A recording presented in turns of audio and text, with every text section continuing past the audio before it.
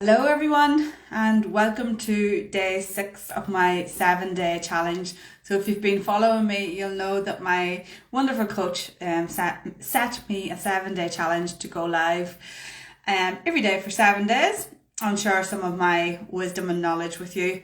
So today's topic is how to protect your online world.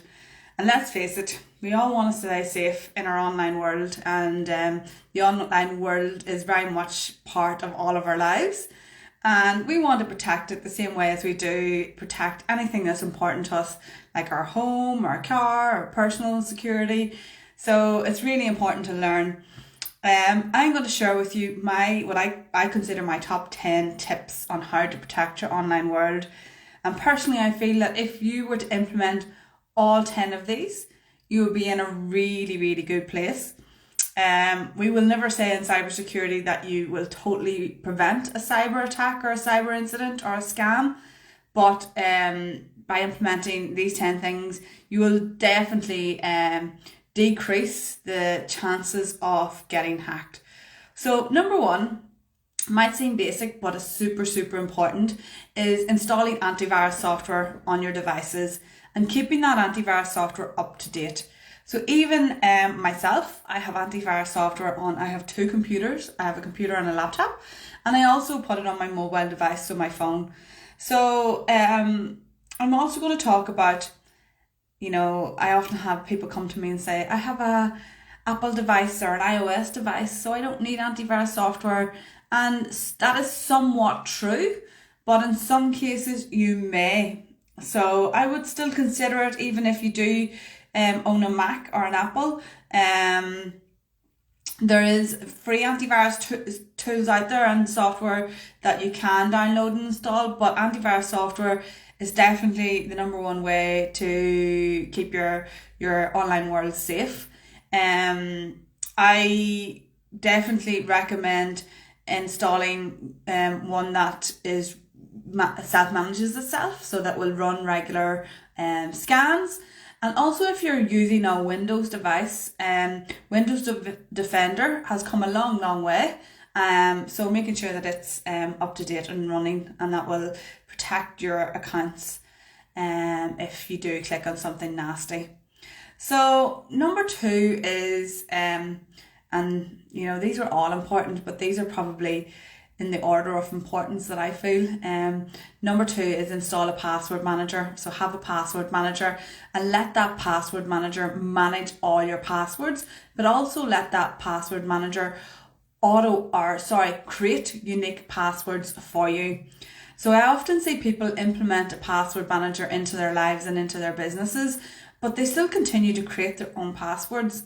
And that really doesn't make you any more secure. To be honest, there's not much point having a password manager if you're going to continue creating your own passwords.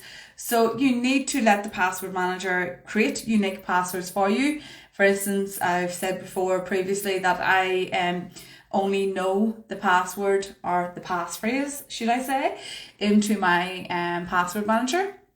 And I let my password manager create unique passwords for the rest of my online accounts. Number three is turn off the auto save feature in your browsers. I think I might have talked about this yesterday or the day before, but if you missed it, basically if you let your browsers save your passwords, they are saved in what we call plain text, or most browsers save them in plain text. So if, for instance, a hacker ended up installing malicious software on your computer or remote control software, if you left your device even unlocked in a public place, such as a library or a co-working space or a cafe, somebody could easily go into your browser and see your passwords. So that's not a very secure thing either. Number four, turn on multi-factor authentication absolutely everywhere. So if you haven't done this with any of your accounts, please take action and turn on multi-factor authentication. Multi-factor authentication will protect your accounts 90% of the time, which is super, super important. Number five. Now this is a controversial one, but don't use free Wi-Fi. If you're out and about and for some reason you need to use free Wi-Fi, for example, if you're traveling, now that the world is opening back up again and we are able to travel, if you're in airports or you're in other locations where you need to use the free Wi-Fi, I strongly invest in investing in a VPN that will secure your connection on your device while you use that free Wi-Fi. If you must use free Wi-Fi, please don't access bank accounts or any sensitive information while you're on that network. So that's number 5. Number 6, turn on automatic updates on all your devices.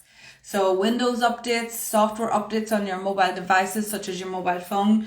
I've recently had one on my mobile phone popped up saying, we've an update for you. Any softwares that you run on your computer, they all need to be updated regularly. These updates prevent the cyber criminals accessing your device, and they're fixing security vulnerabilities in the software that you have installed.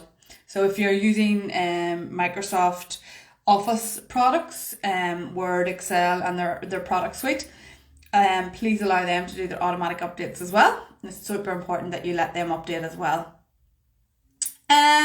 Number 7, and this is one that I highly recommend, and I've implemented it into my own life as well, is use different email accounts for different things.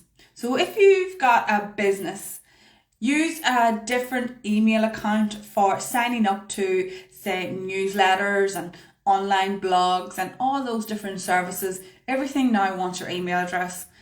So personally I have, I think, about 3 or 4 email addresses. One is for my customers that I only give out to my customers. One is a general email address for my business. The other one is a free Gmail account that I use for signing up to, different things that I want access to online, that I know that they're just going to continue to spam me and send me emails regularly. By doing that, you limit the likelihood of you getting phishing emails into your main email account. So having multiple email accounts is a really good way of keeping your email box clean and therefore not filling up with all different junk types of emails. Number 8, when we're talking about emails, start to think about how to identify phishing emails. Phishing emails are on the rise, they're always continue to be a problem. I spoke with a lady earlier this week who has lost her Facebook business page, and that was through a phishing email. She received an email pretending to be from Meta, Facebook, saying that she had broken copyright infringement laws, to click on the link to appeal. And when she did, she put in her username and password for her Facebook, and then her account got hacked. So look out for scam emails, phishing emails. Look at the sender address. Make sure it's the proper address that it's coming from. Look out for, are they asking you to click on a link or download an attachment? Normally a key giveaway if that's what they're asking you to do. Other types of phishing can be through SMS. And also this morning I've spoke with a friend who's received quite a nasty scam through WhatsApp. So your WhatsApp can also be targeted as well. So just be careful if you get text messages. The one this morning, the lady, they pretended to be from one of her children, saying that they had a new mobile phone and this was a new mobile, save the mobile number. And then they went on to say, I have to pay a bill tomorrow and my bank account's not working because I've got a new mobile phone number. Can I have your credit card to pay this bill? Pretending that it was still their child. So just be careful with SMS as well. Make sure you know who it's coming from, especially if it's a new number, pretending to be somebody else. Maybe lift the phone and give them a call and make sure it's who they say they are. Number 9 is protect your social media accounts privacy. So go through your privacy settings regularly on all your social media accounts. Make sure that you're comfortable with the privacy settings that's there. And it's something that we should do regularly, and check the privacy settings on our social media account. And the final one is, and this is one that I do in my own personal life as well, is have a credit card with a very small limit for doing online shopping. If you're like me and you like to purchase things online or get bargains online, I believe that it's a good practice to have a credit card with a very small limit. So if by chance you should fall for a scam or something like that, then at least they can't do too much damage with a smaller limit.